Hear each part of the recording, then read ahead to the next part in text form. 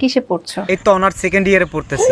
Second ইয়ারে? হ্যাঁ, honours second ইয়ারে পড়তেছি। কোন সাবজেক্ট নিয়ে? এই তো সায়েন্স নিয়ে পড়তেছি।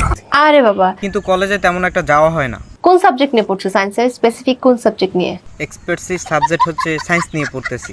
সায়েন্সে তো অনেকগুলো মানে সাবজেক্ট থাকে। হ্যাঁ। তোমার মেজর কি? মেজর এটা হচ্ছে মানে পরীক্ষার সময় আমি পরীক্ষা দিই তো। আচ্ছা, পরীক্ষার সময় পরীক্ষা দাও।